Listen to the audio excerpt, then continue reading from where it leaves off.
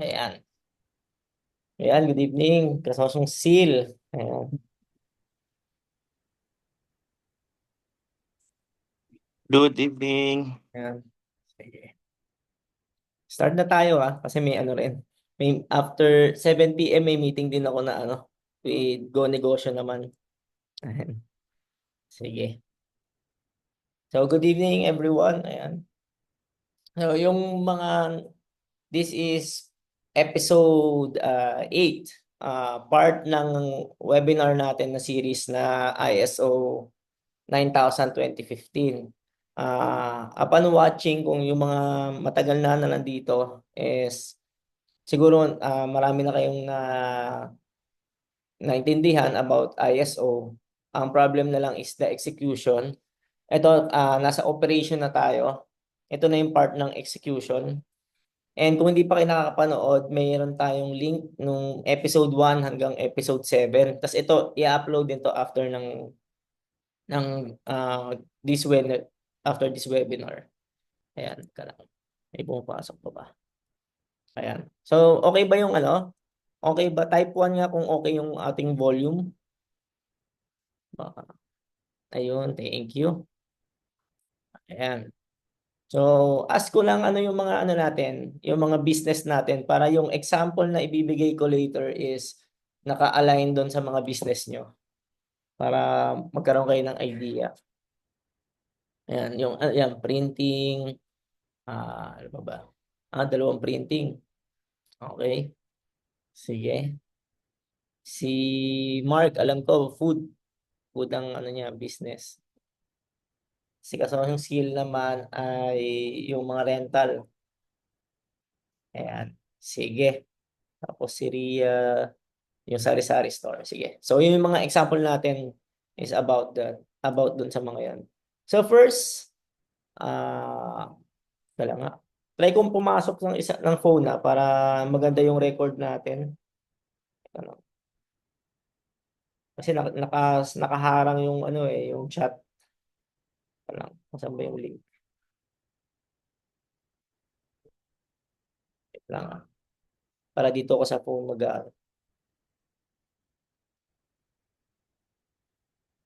wait lang Para pag pinanood niyo yung mga nasa YouTube, ano, hindi siya nakaharang.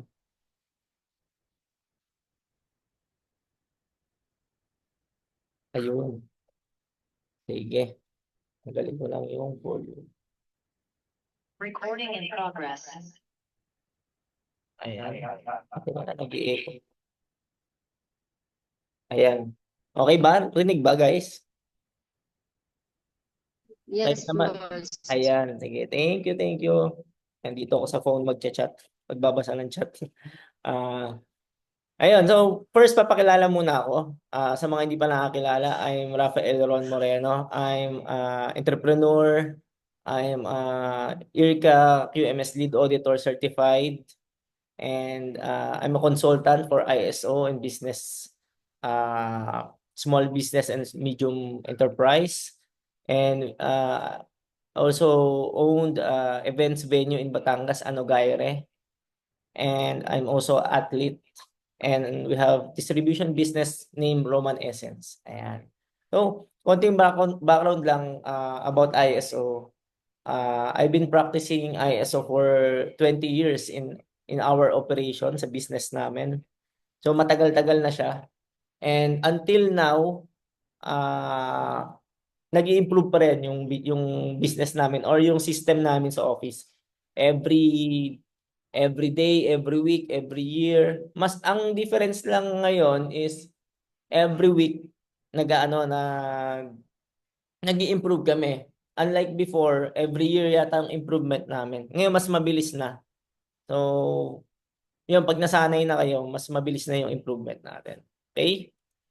So, ano ba yung clause 8? Ayan. So, clause 8 focus dun sa core operation. Ibig sabihin, ah ito talaga yung pinaka-business. Ibig sabihin, yung mga unang topic, like yung episode 4, yung umattend kayo ng SWOT, hindi siya main operation. Ibig sabihin, hindi siya araw-araw ginagawa.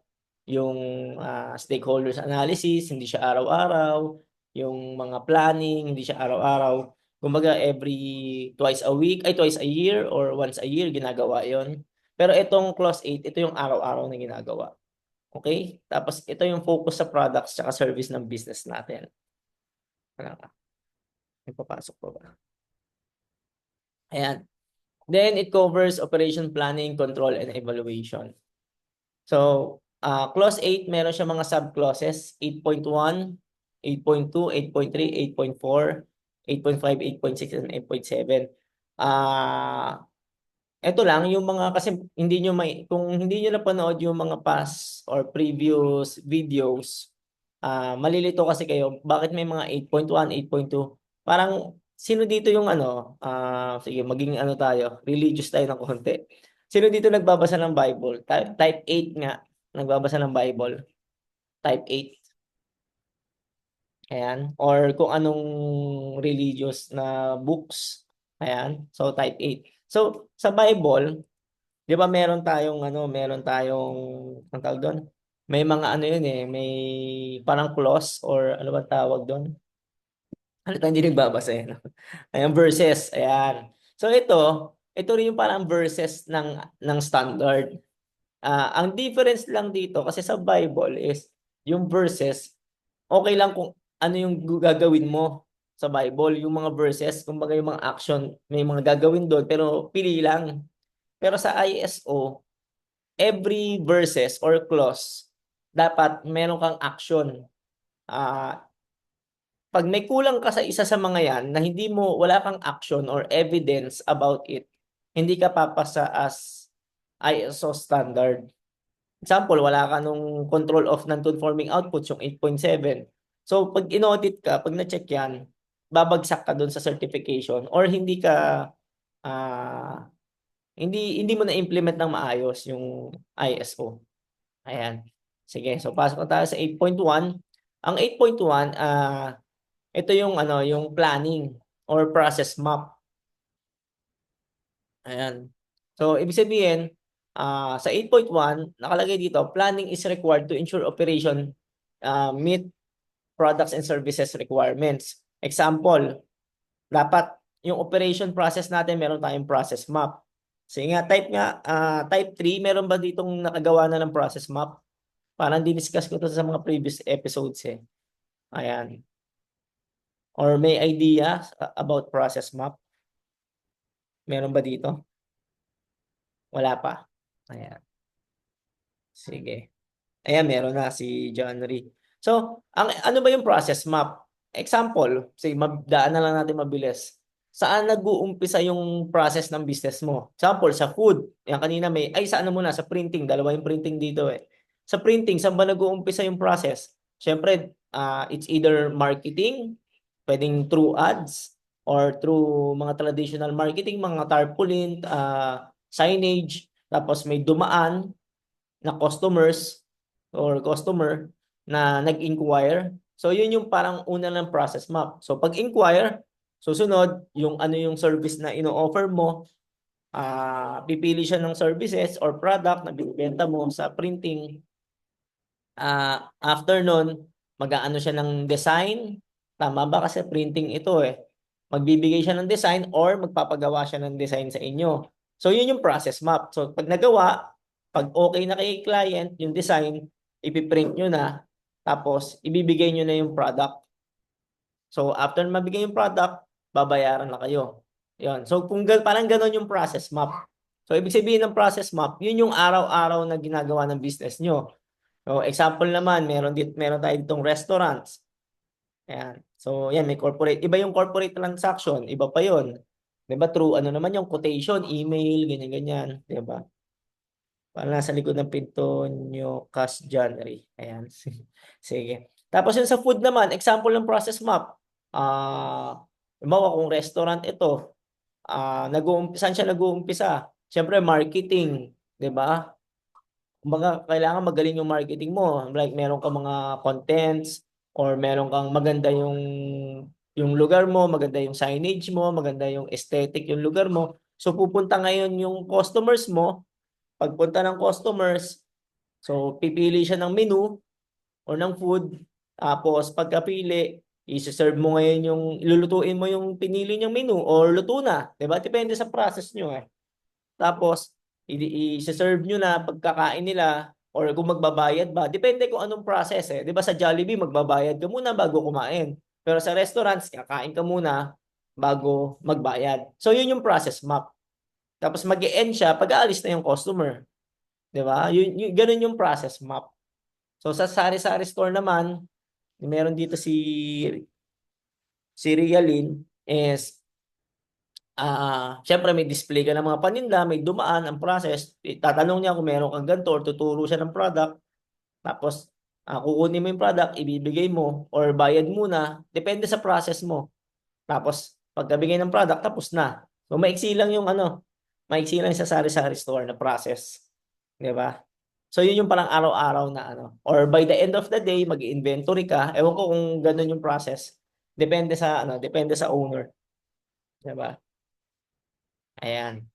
So, kailangan meron tayong mga work instruction or SOP. Dapat documented ito. So, sino dito yung may mga SOP na type 8? Ibig sabihin, pag wala kang SOP, tapos nagpa-certify ka ng ISO, babagsak ka. Ayan. So, ibig sabihin, kailangan nyo talaga ng SOP. Ayan, meron na si January. Okay? Tapos, pwede ring supporting document dito, yung mga operation plan, scorecards, project alignment matrix, performance matrix, KPI, SWOT. Ayan. So, yan yung mga dapat na meron ka. Pag wala kayang mga yan, yung mga black, yung mga naka-font na black, magiging non-conformity yan. Ibig sabihin, magiging findings yan ng auditor.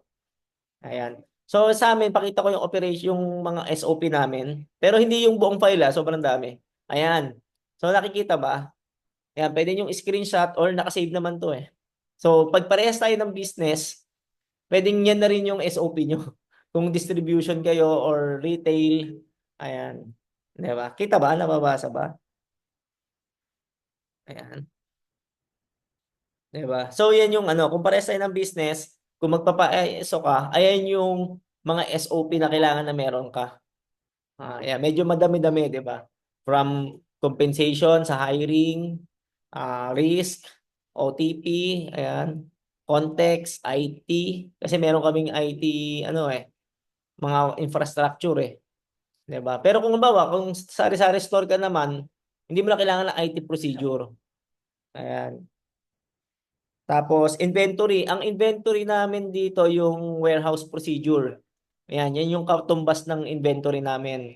Ito yung warehouse procedure. Sa mga food naman, yung mga procedure is like pwedeng may inventory din kayo, 'di ba? Kasi yung storage ng mga ingredients, 'di ba? Tapos meron sa food kung yung mga pagluluto, halimbawa yung mga instruction pag paano lutuin itong menu na to, 'di ba? So ganun. Or paano ng order, paano maglinis ng area. So ganyan yung mga sa food, maintenance. Ayan. And sa printing naman, ang pwedeng magkapares tayong artwork procedure. Sa printing kasi 'di ba may mga design. Sa amin parang kada design kailangan may pirma or confirmation ng customer na okay na yung design. Kasi mahirap pagka walang confirmation, magiging reject yung product mo o yung print mo, 'di ba? So yun yung iniiwasan natin. Okay? So yan, mamaya tayo mag-Q&A about dito sa mga SOP. Pero dapat dito sa 8.1, dapat meron tayong mga SOP. Ayan. 'Di ba yung mga pag nagpa-franchise tayo, may mga SOP yan. Yan. Ay katulad sige, kay Kasosong Seal, magbigay tayo ng example. Ang example ng procedure ng kay Kasosong Seal na pwede ay paano pag may mag-i-inquire na mag-uupa, paano niya i-accredit, paano niya i-check na okay yung taong uupa sa kanya or customer niya, or yun yung mga pwede. Parang ano ba mauna, may contract ba muna, yung mga ganon. Yan, pwedeng ganon, yung review ng contract. Pwedeng maglagay ka ng mga SOP doon para hindi hindi ka kahit iutos mo sa tao mo, susundan lang nila yung process. Bawa, hanapan niya ng legal identification, yung mga ganon. Kasi baka mamaya, uupa tapos hindi pala matutuloy. 'Di ba? Yung mga ganon. Yan. Pag rent, walang contract. Hindi. Ibig sabihin, walang sistema yon pag walang contract. 'Di ba? Pwede naman yon pero hindi maraming magiging problema. Kasi ang standard, kaya may mga ganyan, para maiwasan yung mga problema. Ayan. Siyempre, magkakaroon tayo ng mga legal problem. Like ako, meron din kami mga paupahan eh. 'Di ba? May mga kontrata yun. Tsaka ano siya, may permit. Actually, yung opisina namin, ito bigyan ko example. Yung opisina namin, inuupahan namin. Pero sa nanay ko, may sarili siyang business. Ayan. So, yun yung mga example. May contract yun. Okay? So, 8.1, okay, malinaw ba? Kailangan may SOP. Merong KPI, SWOT. Ayan. SWOT tracking. Ayan. Then next, 8.2, requirements of products and services.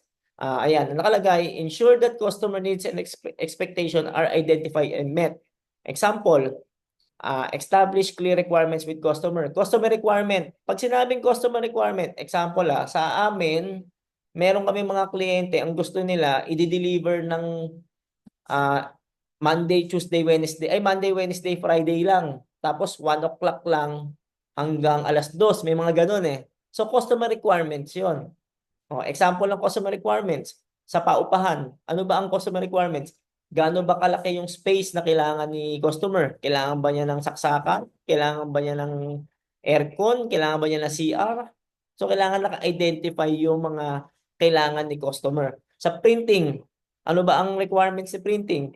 Dapat malinaw na pag gusto ni client na gusto niya pag nakuha niya yung print, kailan mo matatapos. Kasi 'di ba dapat pag printing tayo, halimbawa, pupunta ako ngayon sa iyo, ilang days mo mapiprint. 'Di ba siyempre pag customer requirements, sasabihin niya ng customer, dapat 3 days makukunin ko na 'yan So 'yun, requirements ni customer 'yun. 'Di ba? So hindi tayo dapat yung namimili ng kung kailan. Pero kung hindi natin kaya, halimbawa 3 days talaga kaya nating i-print, sasabihin natin or nakapaskil talaga 'yon na 3 days ang production nito.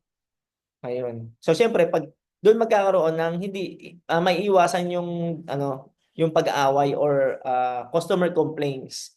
Kasi malinaw yung requirement ni customer. Like sa amin, meron kami mga products, like sa retail and wholesale, may mga products na gusto ni customer naka-box. May mga ganon.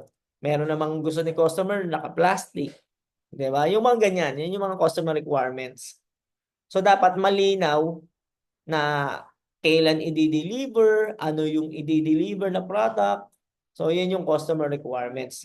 Or any changes, dapat sasabihan mo si customer. Example, ang piniprint mo na ang ink ng printing mo dati is ganito. Pinaltan mo, same customer, nag-repeat order, nagpa-print uli.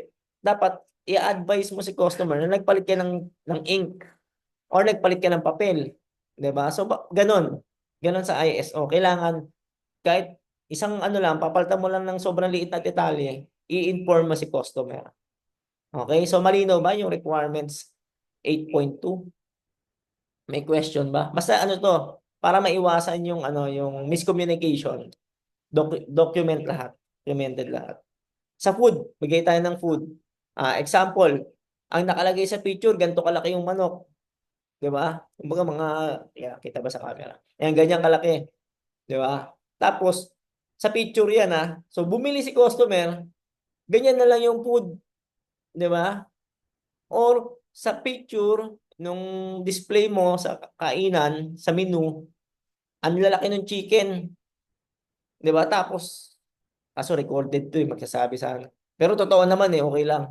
Bawa si Chowking, bigyan ko example si Chowking. 'Di ba? Yung picture ni Chowking ng Chowpan. Tapos bumili kayo ngayon ng Chowpan. Ano itsura? Magkamukha ba doon sa picture? Nga, chat nga kayo. Anong, anong, parehas ba? Di ba? Yan. Tapos yan, lead time, si Jollibee, matagal din, matagal. Baka mapanood ng mga taga-Jolly, kaway-kaway. Di ba? Pero di ba hindi magkaparehas? So yun, kung ISO certified ka, kasi pwedeng ano pwede rin ganito, bigyan ko example. Kaya nangyayari yun, pwedeng yung planta ni Jollibee ISO certified, pero yung mga franchisee hindi ISO certified. Pwedeng ganun. Kaya iba-iba, di ba? Pero yung lasa, parehas naman. Kasi sa plant, sa ano yan commissary yan di ba? Ayan. So yun yung ano nyo sa food. Dapat kung ano yung dami ng pagkain, ganun pa rin. Kung babaguhin mo naman, dapat i-advise mo si customer, ma'am, medyo umunti po yung serving natin compared dun sa or mag-a-announce ka, 'di ba? So yun, ganun yung requirements na 8.2. Like sa amin, nagpalit lang kami ng ano ba yung mga pinalta namin? Example, nagpalit kami ng supplier. Same product, nagpalit kami supplier. Ina-announce namin sa customer na nagpalit po kami ma'am ng supplier. Okay lang ba sa inyo na ito pa rin yung kukunin nyo pa rin ba o orderin nyo pa rin? So ganon. Ayan, good evening kay Boss Manuel Barameda. Ayan, Tubigan. So yan, magbigay tayo example sa Tubigan. Kakapapasok lang ni Boss Sa Tubigan naman, ano ba ang requirements ng customer? Example, ang requirements nung isi-set up nila ng mga water refill, ang mga refill, yung filter, ang nakalagay sa quotation, itong brand na to. So dapat pag dineliver nila or sinet up nila, yung brand na yun yung nakalagay. Kung babaguhin naman yung brand, example, now out of supply ay out of stock yung supplier, papalitan niya ng bagong brand. Kailangan sasabihin mo kay customer na, ma'am or sir, hindi po available yung itong brand na unang kinote ko sa inyo. Papalitan po natin ng okay lang po ba sa inyo? Kailangan niyo ng confirmation. So ganun yung 8.2, 'di ba? So pag walang sistema yung business natin, hindi na natin iniisip yan, papalitan lang natin ang papalitan yan. 'Di ba? So ganun yung pagkakaiba ng may sistema at saka sa wala. Okay? Malinaw ba? Type 8 nga kung naintindihan. Ayan. Ayun, thank you, thank you. Sige. Next, 8.3. Tanggalin natin. Nakita tong Ayan. So 8.3, design and development of products and services. So nakalagay dito, planning and control of design development process, ensuring that the new service or products meet specification. Example, meron kang sa food, sige bigay tayo sa food. Meron kang may naisip kang bagong menu, 'di ba, sa restaurants. Hindi pwedeng naisip mo siya, tinesting mo, pinakain mo na sa mga binenta mo na agad. So dapat merong stages na nasa trial ka pa, testingin mo muna, okay ba yung quality, pasok ba yung price, kaya mo ba siyang ulitin yung ganong lasa. Tapos pag okay na lahat, dapat naka-document lahat 'yan. Kumbaga, gaano kadami yung ingredients na ganito. Hindi kasi ako nagluluto 'Di ba? Parang gaano karaming asin, yung asukal, 'di ba? Yung mga ganun or gaano kadami yung chicken, yung meat. So dapat naka-document 'yan bago mo siya i-serve or i-offer sa mga clients, 'di ba? Or example sa printing naman. Example, may bago kang machine, 'di ba? Tapos gagamitin mo siya for or bagong service kasi bumili ka ng bagong printer na mas malaki. So bago mo siya ibenta or gamitin, kailangan i-testing mo muna. I-document mo para yung quality is ma-maintain, 'di ba? Or bago ka, example, ang design galing kay customer. Ikaw ang magde-design sa printing. Kailangan may confirmation, pa-approve mo muna kay client bago mo siya i-print. So ganon. Sa tubigan naman, dapat may design ka ng 'di ba magi-install kayo, dapat kumpleto yung design mo tapos papirmahan niyo boss sa mga client mo. Para pag nagreklamo sila, hindi ito may pirma kayo Ito yung napag-usapan natin, 'di ba? Sa rental naman, ano bang example nito? Ayan, may mga pumapasok pa. Ayan, good evening sa mga pumapasok. Ayan, nasa 8.3 tayo. So yun yung kailangan meron ditong approval. Laging may approval siya. Tapos yung kailangan yung resources, kumpleto na. Example, sa food, like sa akin nung may nag-release ako ng kainan din before Nag-release ako ng sisig. Ano yun, kinuha ko sa supplier, tapos niluluto ko lang ng niluluto. Ang problem, biglang nagtaas si supplier. Sabihin, hindi pa okay yung wala kaming contract ng supplier or wala pa akong matinong supplier. 'Di ba? Dahil doon, nahirapan na ako sa price. Nagka-problema ako doon sa serving. Kailangan ko magbawas ng serving. 'Di ba? So, dapat kailangan sa design and development, kailangan make sure na maaasahan lahat pati yung mga resources. Ibig sabihin, meron ka ng legit na makukuhanan ng mga supplies para hindi maapektuhan yung products and services mo sa mga clients. Example, sa printing naman, yung mga supply ng mga papel, ng ink, dapat meron ka ng maaasahan ng mga partners or suppliers bago kayo mag-business. Or kung may existing na naman, kailangan habang may existing kayo, naghahanap na kayo ng matibay na suppliers or business partners. Ayan. So, kasama pa rin dito yung mga suppliers sa 8.3. Kasi may makakaapekto pa rin yun eh. Di ba? Like sa sari-sari store naman. Sige, i-ano natin sa sari-sari store. Paano to? Dapat saan ka ba kumukuha ng supplies? Di ba? Dapat maaasahan yung supplier mo. Kung pure gold ba, wala akong idea eh. Or minsan may mga groceries na nagsusupply sa mga sari-sari store. Ayan. So, dapat maaasahan. Tsaka pwedeng nakalock yung price, yung mga ganun. Okay? Then, 8.4, ay, naintindihan ba? May question. May question ba dito sa 8.3? Pag may question kayo, chat lang kayo. Ayan. Sige. 8.4, control of externally provided process or products and service. Ito yung sinasabi ko kanina, di ba? Parang kailangan yung mga suppliers natin or ayan, yung mga suppliers natin tsaka mga external service providers is chine-check natin. Like, kailangan kina-qualify, ina-accredit natin.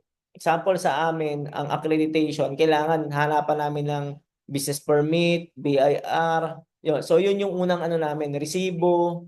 Yan. Kasi yun yung ano basic requirements yan ng government di ba? So, ibig sabihin, kung wala yung tatlong yun, hindi kayo makakapag-supply sa amin.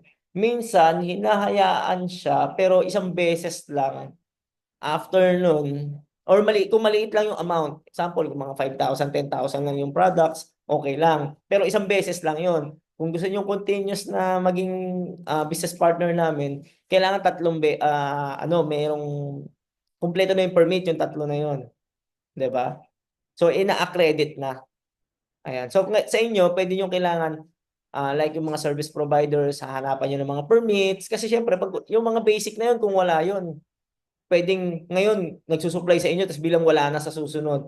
Di ba? Like yung mga Chinese companies, mga walang resibo, di ba?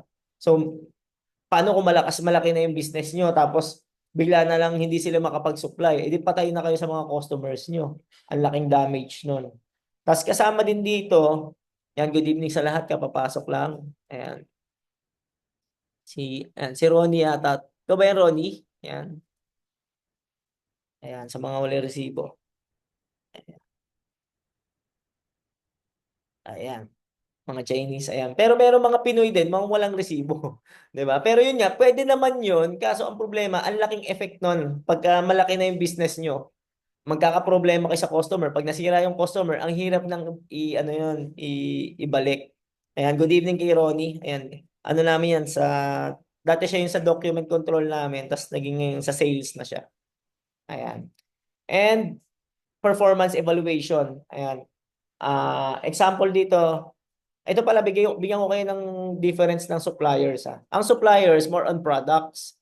Yung service provider, yan yung mga, sa amin, ang service provider namin nag-aayos ng aircon, pest control, nagre-repair ng mga IT infrastructure, mga bubong. Ayan. So, yan yung mga, yung mga service provider namin. Then, ito yung example. Meron akong example dito. Ayan. Ini-evaluate namin yan. Hindi ko alam kung every quarter or semi-annual. Ronnie, chat mo nga kung naalala mo. Yan, mga subcon service provider yan. Ayan. Hindi ko maalala kung quarterly o semi-annual. Yan. So, inaano namin, ini-evaluate namin yung supplier. Tapos, pag mataas yung score ng supplier, syempre, continuous yung order namin doon. Pag mababa yung evaluation yung score ng supplier, sabihin namin na kailangan nilang i-improve kung saan sila mahina.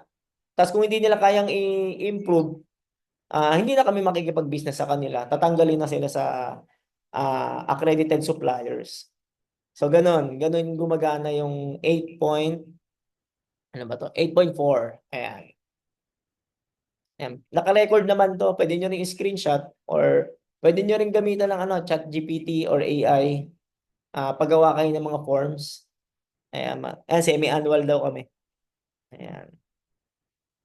Yung aming performance evaluation sa supplier. Ayan. Then next, oras na ba? Ayan, kaya ba? So, production and service provision. So, dito is kailangan ma-ensure na yung production and process and service delivery is ma-maintain nyo. Ayan. Ibig sabihin, pag sinabing ang delivery date is ganito, dapat yun yung delivery date. Or sa production, pag sinabing lulutuin, pag sinabi nyo dun sa customer nyo, sa restaurants, pag sinabi nyo 15 minutes, dapat 15 minutes yung pagkain, luto na siya. 'Di ba? Or kay Boss Manuel naman is pag sinabi nyong matatapos ng 2 months, 1 month yung project, tapos ng 2 months and 1 month yung project. 'Di ba? And sa printing naman ganun din. Pag sinabing ilang days yung mapiprint nyo, matatapos yung printing, dapat matapos siya doon. So, duktong-duktong siya like sa supplies. Syempre kung kulang yung supplies mo, hindi mo matatapos yun on time, 'di ba? So kaya kailangan kontrolado niyo yung suppliers. Ayan, welcome sa mga pumapasok. Ayan. So, yun yung sa 8.5. Kailangan lang ma-make sure na kung ano yung sa operation, yung daily operation nyo, hindi siya ano man tawag dito? Yung downtime. Walang downtime. 'Di ba? Example, ang business nyo, kailangan nyo ng internet. 'Di ba? Tapos nawalan kayo ng internet, dapat hindi pwedeng ganun. Eh di walang gagawin yung mga tao mo. 'Di ba? So ganun yung mga example. Or pwede naman yun, dapat may iba silang gagawin. Or halimbawa, katulad yung si Mark restaurant, dapat marami ka, hindi ka maubusan ng manok. 'Di ba? Yun yung mga example. Tsaka sino dito naka-experience na type 3, yung umorder ka sa isang restaurant tapos sabihin, ay hindi po available. 'Di ba? Type 3 nga kung na-experience niyo 'yun. Ayan, 'di ba? So dapat pag ISO certified ka or nag-implement ka ng system, hindi pwede yung ganun. Tanggalin mo na lang siya sa menu pag ganun. 'Di ba? Pwede yon sa lang, isang beses lang mangyari or dalawa. Pero kung paulit-ulit, tanggalin na lang siya sa menu. Or ibig sabihin walang control. 'Di ba? So dapat hindi mangyayari yung ganun. Or dapat may control tayo. Ayan. So yun yung 8.5. Dapat hindi maapektuhan yung production. Like sa amin, may mga clients kami, sasabihin, ay paubos na yung yung gloves na masya-shutdown na yung production. I-deliver namin yan kahit gabi. 'Di ba? Or sobrang aga. Ma'am, kaya po ba sobrang aga? Ayan yung mga ganon. 'Di ba? So ganon yung 8.5. Next is 8.6, yung release of products and services. So kailangan yung products and services must verified before delivery. Example, sige bigay tayo ng example sa food. Kasi yung mga bagong pasok, chat nyo yung mga business nyo para makapagbigay ako ng example. Ayan. So kanina sa restaurants, sa food, bago mo i-serve yung pagkain, kailangan make sure na kumpleto lahat, nasunod lahat ng ingredients na ilagay doon. Tapos kung kailangan may ketchup yan, kailangan merong kutsara, tinidor yan na bago ibigay dun sa customers, 'di ba? Is dapat na check muna. Kailangan may magche-check. Hindi pwedeng niluto mo, tapos pagkaluto diretso na agad. Dapat merong magbe-verify, may magko-QA, 'di ba? Or QC, quality control, 'di ba? Bago i-serve. Sa pagkain ito, sa tindahan naman, sari-sari stores, ipasimplihin natin. Dapat binili niya 5 candy or 2 soft drinks, 'di ba? So dapat bilang mo muna, make sure na kumpleto 'yon bago mo ibigay dun sa customer, 'di ba? Para pag sinabi ni customer, "Ma'am, kulang yung niyo, yung binigay niyo sa amin." Hindi kumpleto 'yan, na-check 'yan eh. Meron kaming pag nagche-check, 'di ba? Pwedeng control dito sa sari-sari store, may CCTV ka na nakapokus doon sa binebenta mo, yung pag-release ba para pwede mong balikan. 'Di ba? Yung mga ganon. And, sige, pasa tayo ng chat. Sa printing naman, resort. Sa resort.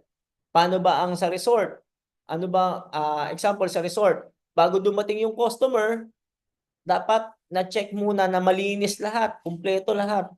'Di ba? Ibig sabihin, malinis yung CR, malinis yung kitchen, yung facility kumpleto na maintain bago ipapuntahin yung customer. Hindi yung dadating na yung customer, may naglilinis pa, madumi pa yung pool, pupunuin pa lang yung tubig, 'di ba? So ganoon sa resort, yung example, 'di ba? So ganoon yung ano niya, yung pag-release ng products and services. Yun yung kailangan may mag-check or ma-make sure na bago ibigay yung products or services, yun yung ine-expect ni customer, 'di ba? So yun yung mga example. Ano pa ba yung kaninang mga business kanina? Printing, 'di ba? Sa printing naman, dapat make sure yung quantity. Ito bigyan ako example Ito yung sa amin, 'di ba? So bago namin i-deliver yung product, pag na-prepare na yan ng may mga taga-prepare, yung magpe-prepare ng mga products, may magche-check na isang tao. Iba yung nag-prepare, iba yung nagche-check. So merong check yung label, kumpleto ba, yung quantity, kumpleto ba, yung size, tama ba yung size, tama ba yung color, tama ba yung packaging. So pag tama lahat yan, i-checkan ngayon, pass. Tapos yan, saka na siya ikakarga sa pwede na siyang schedule for loading sa mga delivery. Ayan. Sa e-commerce, pwede rin ganyan, di ba? Kailangan ma-check nyo muna para maiwasan na kulang yung or mali yung product na maidi-deliver. Ayan. So yan, naintindihan ba? Chat na lang pagka mamaya may Q&A naman tayo para dire-diretso lang. Okay? And yung 8.6, basta checking to. Kailangan ma-verify na tama yung products. Then 8.7, control of non-conforming products. Example, di ba kanina sinabi ko may mag-check. Na-check mo, yung isang candy, sa store muna tayo mag-umpisa. Yung isang candy, butas yung butas yung plastic, yung packaging, sumingaw na. So anong gagawin mo? 'Di ba? So kailangan ibukod mo na siya, tanggalin mo na siya doon sa mga kasama niya. Meron dapat tayong place na doon nakalagay lahat ng mga non-conforming products. Ibig sabihin yung may mga reject, yung mga nakita doon sa inspection. Sa food, example, expired na yung pagkain, tanggalin mo na yan doon sa mga kasama niya. Dapat meron kang lalagyanan, nandun nakalagay yung mga NG, yung mga not good or expired. Or bawa kung yung tools natin, yung product natin is may sira, nakalagay yan doon, i-isolate mo na yan, may naka-quarantine, 'di ba? Yung product na yun. 'Di ba? So ganoon. O halimbawa sa tao naman, ganoon din. Paano siya makapagbigay ng service kung may problema? Example, yung tao mo may injury, 'di ba? Example, bali yung daliri. Ang service mo is ano ba yung kailangan ng daliri? Sabihin kunwari mekaniko or paano niya mape-perform yung service niya, 'di ba? So kailangan itanggalin mo muna siya doon. Mag-ano ko muna ng ibang tao. Kailangan magpagaling muna siya. 'Di ba? So parang ganoon yung example pag sa services, 'di ba? Or sa printing, sira yung printing mo, sira yung machine mo, yung pang-print, yung printer mo. Tanggalin mo muna siya, kailangan ma-repair muna siya bago siya gamitin ulit. Okay? So example nito is ito sa amin. Example, may nakitang product na na reject. So ilalagay bakit siya reject, 'di ba? Tapos anong gagawin? Halimbawa, hindi na siya mare-repair ba siya? Or kaya ba siyang i-rework? Kaya ba siyang i-repair? Example, nandito si Miss Cha. Example, tinahi siya. Halimbawa, damit. Pag large, mali. Dapat pala small. Di pwede pa siyang i-repair. Di ba? Pwede mo siyang ilagay, remake. Palilitin mo yung t-shirt or jacket or polo. Di ba? Pero kung small yung nagawa, ang kailangan large, kaya pa ba siyang i-remake? Ingat, type nga, Miss Cha, kung kaya pa. Kung small, gagawing large. Nandiyan ba si Miss Cha? Baka busy. Ayan. So, yun. Ilalagay mo na siya sa pwede nang scrap siya or, di ba? Hindi na siya pwedeng i-remake. Hindi na siya pwedeng gawing large kasi small Ang pangit na nun, di ba? So, mga ganon yung example. So, kung makita siya sa final inspection, may reject, ayan, kailangan malaman nyo na kung ibukod nyo na siya, i-isolate nyo na siya or i-quarantine nyo na siya. May isang lugar na doon nakalagay. Sa food, sobrang nito, critical nito guys sa food. Iwasan nyo talaga yan. Kasi once na i-serve nyo yung expired na pagkain or ingredient is pwede kayo makulong or maisara yung business nyo. Ayan. Then next, ayan, ayun na pala, tapos na ba yun? 8.7. Ayun, last na pala yun, 8.7. So yun, yung buong operation, napansin nyo, siya, yung buong operation yung nangyayari sa business natin talaga. 'Di ba? Ito example nag-implement ng ISO. So a company ensures all suppliers meet quality standard yung 8.4. Tapos chine-check lahat ng delivery bago ibigay sa client or service, chine-check muna. So ibig sabihin, ang result nito, walang customer complaints. High customer satisfaction, magre-repeat order yung customer. 'Di ba? Kasi kung kada order kada print, example ako nagpapa-print kami may mga printing din kami. Yan, pwede kayo magpasa doon sa namin, sa pa-credit kayo sa amin, 'di ba? So, ibig sabihin, pag okay yung product, same quality, bawa like calling cards, company profile, tarpaulin, 'di ba? Magpapa-print kami mga ganyan. Is okay yung quality, hindi nagbabago. So, ibig sabihin, satisfy kami. So, magre-repeat kami na magre-repeat order, hindi kami magpapalit ng supplier. So, ganun yung ganun yung example. Or bawa, kung ako sa pagkain, mahilig akong kumain, kumakain ako sa isang restaurant, tapos, ang sarap, doon ako lagi kumakain. 'Di ba? Repeat, talagang babalik at babalik ako. Pero isang beses lang na mag-iba yung lasa or umunti yung serving, 'di ba? At tapos hindi ako sinabihan, hindi na ako babalik doon, 'di ba? So ganun yung yun yung example ng clause 8. And yun nga yung mga benefits, improve operation efficiency, syempre mas efficient na yung business natin, better products and service quality, maiiwasan yung mga mali yung gawa natin o mga error, tapos reduce yung risk ng mga pwedeng, syempre hindi ka magkakaroon ng legal battle, enhance customer satisfaction and improvement ng process natin. Okay? So, ayun guys, nasaan na tayo? Question and answer. Lang.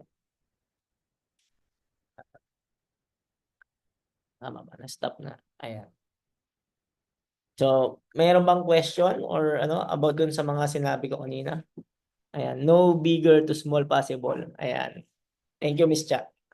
Ayan. Kung meron kayong question about dun sa operation, yung diniscuss ko kanina, sige, share ko nga yung para makita nyo. Boss, may question ako. Sige, sige. Hindi ko lang ma-open camera ko Okay lang, okay lang.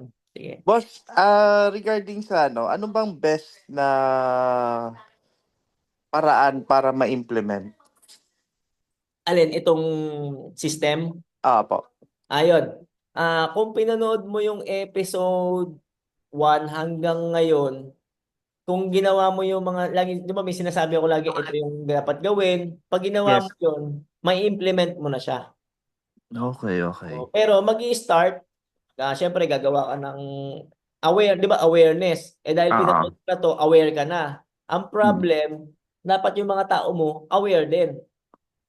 Yes. Di ba? Para mag-align kayo. Then, pag aware na lahat ng sa organization, is, yan, gagawa na kayo ng SOP, magkakaroon na kayo ibibigay mo ng orientation yung mga tao, ito yung mga SOP, then, implement mo na. Meron kayong audit, gagawa yes. checking. Ang next, natin, next webinar, alam ko audit na kasama na yung audit. Ayan. Actually, oo, siguro hindi lang din siya ganun kadali. Kaya medyo challenging din yung pag-implement. Actually ngayon pinapractice ko naman yung from yung number 1 hanggang ngayon. Ang nakikita kong pwede mong gawin diyan, pumili ka muna ng isang process. Doon mo muna i-implement sa isang process lang. Tapos pagka okay na, dagdagan mo na doon sa kabilang process, tapos sa kabilang process, hanggang makumpleto mo na lahat ng process. Okay, okay. Yun. Para hindi ka mabigla. Inuna ko yung sa sales, sales and yung sa taas, Oh, yan sa sales. management. Tama, Oo. tama yun kasi doon nag-uumpisa. Ako hanggang ngayon, paulit-ulit kami ng sales. Oo. Nagre-review kami ng process. And then, Sales, sales hanggang sa finance and then HR. mhm. Huli na yung sa fabrication kasi Mhm. medyo matigas ulo ng fabrication magagaling eh. Mhm. Hindi, yun nga. Pero dapat Okay. makita nila na meron kayong, bakit kayo magkakaroon ng change? Kasi magkakaroon ng resistance sa change di ba? Yes, actually. Ang Tama. kailangan nila malaman, bakit kailangan nilang gawin ito? Kasi nga, Oo. pag magkakaroon tayo ng reject. Pag nagkaroon tayo ng reject, walang repeat order. Pag walang repeat Mm. order, walang negosyo. Hindi Yes. tayo lalaki. Or baka lumiit pa. Magbawas tayo ng tao, di ba? I O, think naman, ano lang talaga, one at a time. Kumbaga, progress pa din. Hindi siya one time, Nice. Thank you. ayan. Sige. Ayan, baka may question pa, iba. May tanong ako, boss. Sige, sige. Yung sa check, boss, Mhm. paano mo i-handle yung pangyayari? Kasi nobody's perfect. Meron at Oo. meron talagang nagkakamali upon checking. Mhm. Minsan na-check na, tapos naandoon na, tapos nung yung customer, nagreklamo kasi wala doon yung items na yun. Okay. Like nung sinabi ko kanina, dito yung 8.6 doon ka magfo-focus. 'Di ba? Kung yun yung reklamo niya, kailangan meron kang evidence na kumpleto talaga yung naibigay mo or meron kang process na ma-make sure na tama yung maibigay mo sa customer. Like nung sinabi ko kanina, pwede kang maglagay ng CCTV doon sa tapat ng kung saan mo nire-release yung pinapadaan yung product, 'di ba? So kung meron kang CCTV, check mo ngayon or bawa, 'di ba usually bawa candy example, candy. 'Di ba ang candy dinadampot mo lang ng ganyan, ibibigay mo doon sa client, sa customer. So pwede meron kang lapagan doon, parang tray, ilalapag mo gano'n, 1 2 3 4 5 kita doon sa CCTV na ikakalat mo siya, tapos saka mo siya ibibigay sa customer. So sa ganung way or ganung process, maiiwasan na kulang yung binigay mo. 'Di ba? Sa payment, ganun din. Pwedeng iganon mo sa tray or may isang mat nandoon ikakalat mo yung pera. Halimbawa, kung 100 yung sukli niya, ay 500 yung sukli niya, tigo 100, 5, ikakalat mo na ganun, saka mo siya i-release yung pera. So yun, from that way, maiiwasan mo na yung sinasabi mong hindi maiiwasan. Actually, maiiwasan siya. 'Di ba? Kaya siyang iwasan. May gagawin ka lang process or technique. Ayan. Na ano ba? Nalinawan ba?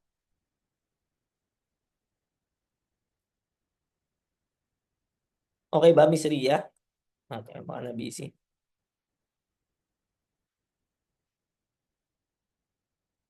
Ayun, si Miss Cha. Sige, Miss Cha, ikaw nga sumagot doon. Yung kulang daw yung product. Ano yung practice nyo about doon?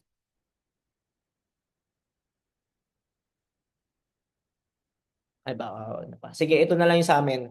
Halimbawa, sinabi ni customer, kulang yung product na dineliver namin. Ang gagawin namin, i-check namin doon sa bin card. May mga bin card kami. So, i-check namin, sobra ba yung item doon? 'Di ba? Tapos i-check din namin doon sa nag-prepare kasi meron kaming may yung nagpe-prepare, meron din kaming nagsusulat doon. Tapos doon sa QA, i-check din. Sa delivery, i-check din kung kumpleto ba yung products na deliver ni delivery. From that, meron kami mga controls, madedetect namin saan nawala yung product or kung talaga bang may nawawalang product. Ngayon, last touch. Ano yan? Last touch kahit nakaalis na po. Ano yung boss? Sige, last touch. Sige nga, boss, ano yung last touch? Tingnan natin. Good evening po. Ayan, boss. Ayan, Boss Manuel. Oo. Ayan, sige. Base naman sa experience, kung may halimbawa sa printing naman, kung dalawa naman yung resibo, isa sa client, syempre pagkabayad na yan, ang original na sa client. So, kumbaga, kung merong 10 items, make sure lang na both party nag-agree. So, pag nakalis na yung customer at sinabi niyang kulang, last touch po yun. So, pumirma siya sa sales invoice, automatic po, kompleto po. Kasi maraming pwedeng mangyari pag lumabas na yung customer eh. Mm. So, yun po yung sa akin. Thank you, boss. Thank you, boss. Ayan. Sige. Ayun, boss, baka may ano tayo, last 2 question tayo. Ayan, 6:50 na pala. Pasensya na, may meeting din kasi ako mga 7. Ayan. Sorry, ano po nga yung tanong? Baka pwede akong may i-add. Ayun. Hindi, Sorry. yung kay Miss Ria kasi, ganito, mas maganda yung kay Miss Ria kasi simple. Ano siya, sari-sari store siya. Paano niya, anong process kaya pwede niyang gawin na ma-make sure na kumpleto yung maibigay niyang product doon sa customer? Kasi minsan daw may mga bumibili, kulang daw yung inabot, ganyan. Sige. Okay. Actually, ganito po talaga. Parang, kailangan kasi, makita talaga nila yung ibinigay tama. Usually kami po, pag nag-deliver, kahit madami po yun, kunwari 1,000, 2,000, usually po talagang pinabibilang po namin. Kasi, para, alam niyo po yung ganito po kasi yun eh. Kailangan kasi, honest tayo sa kanila. Kasi, totoo lang sila kasi matagal ko ng mga kliyente. Ayokong magiging issue sa akin yung kulang, alam mo yun? Kasi once na, pag tayo nag-deliver ng kulang, ang feeling kasi ng tao, parang niloloko sila, di ba? Parang ganun kasi yun. So, to avoid that scenario, binibilang talaga namin. Once kasi na binilang mo yung sarap niya, bin- wala tayong pag-uusapan. Kung mapapansin nyo ngayon sa Mercury, pagka bibili kayo, pag inabot nila sa'yo, automatic, iniisa-isa na nila yung gamot. Para kasi, katunayan din na, oh ma'am, ito po, 10 peraso, ganito, yun. Kasi totoo, mahirap din naman kasi na, ma'am, tinanggap niyo ho yan, tama yan, pinirmahan niyo po yan, tama yan. So, mahirap din kasi ganon. Kaya, mangyari talaga, before you leave, make it sure na lahat yun binilang para wala na kayong pag-uusapan. Ayan. At saka para din yung notation sa'yo na niloloko ka niya. Parang ganon. O minsan, totoo lang sa amin, mas okay nga sobre kesa sa kulang. Pero kahit pa, mas gusto ko eksakto. Alam mo yun? Para yung integrity mo, nandoon. Hindi sila magda-doubt sa'yo. Yun. Okay, sige. Ayun. So tingnan nyo, may nabanggit si Miss Cha kanina Mercury Drug. 'Di ba? So pwede mong kopyahin yung process ni Mercury Drug. 'Di ba meron silang tray? Yun yung sinasabi ko kanina. 'Di ba? So yun, pwede mong panoorin, kopyahin mo, ganun din yung best practice. Kasi yung tray na yun, hindi lang naman nila ilalagay ng wala lang eh. May ano yun eh, may silbi yun eh, 'di ba? Para ma-make sure na walang nalaglag, walang nakumpleto ang bibilangin doon sa tray. Or yun nga, pwede rin may sinuggest kanina si Boss M. Yung shoutout kay Boss M, nandito pala. Yun nga, pwedeng picturean. Or yung sinabi ko kanina, may CCTV. O, di ba? Subukan mong gawin yung may basket ka, may CCTV ka, may picture. Tapos yung sinabi ni Boss Tia na i-confirm muna. Talagang ewan ko lang kung may makalusot pa. Di ba? So, yun yung mga pwedeng gawin. Ayan. So yun, tapos i-document mo rin, huwag mo kakalimutan, Miss Ria. I-document mo yung process. Or lagay mong checklist nandun sa harapan mo, nakaharap sa'yo, na pagka magbibigay ka, may reminder ba? Di ba? Para hindi mo makalimutan yung process. Or kung kukuha ka na ng tagabantay, may susundan na siya. May systemize ka na dun sa sari-sari store mo. Ayan. So yun, last question, guys. Ayan, pasensya na, meron kasi akong meeting. Ayan, ng 7. Ayan, may question pa ba tayo? Stop para wala na. Sige. Ayan. So, thank you again. Wala na tayong question, ha? Or pwede nyo naman itanong sa ano na sa GC. Or ano, di ba? Pwede kang PM sa akin.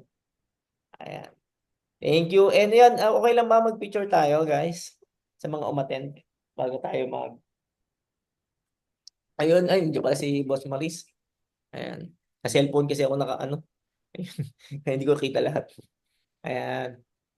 Ayun, thank you. Ayun, si Miss Judith. Ay, Metalworks of Fabrication. Good evening. Parang, saan ba tayo nagkita? Sa ano? Sa Bulacan. Tama ba? Yes, sir. Yes, boss. Diyan tayo sa Bulacan. Bulacan. Ayun. John Rian. Okay lang, picture tayo, ha? Okay, guys. Wow, yung boss, si Boss M. Ayan. Relax, relax. Ayan. Ano ba? Okay. Okay. 1, 2, 3. Okay, thank you. Ayan guys, yung mga first time na umattend dito, pwede nyo panoorin yung recorded videos, episode 1. Ito, episode 8 na to. Tapos 2 episode na lang. After the episode, for sure, makakapag-implement na kayo ng system. Management system na to. Tapos pag na-implement nyo na yan, pag gusto nyo lang i-automate, nandiyan si Boss M. Saka nyo na siya kontakin. Para hindi ganoon ka, yung transition ba, hindi ganoon kahirap. Ayan. So, ayan. Kasosyong Ron, Ay. thank you so much for tonight. Thank you. First time ko pong naka-attend sa sa Zoom. Super busy. Okay, thank you. Kita-kits tayo, Kasonsil. Oh, wait for you. Wait ko po kayo. Okay. Thank you so much. So, paano guys? Good evening and thank you. Send ko na lang yung link ng mga recorded. Okay? Thank you. Thank you. Good evening. Thank you. Salamat po. God bless everyone. God bless, God bless. God bless.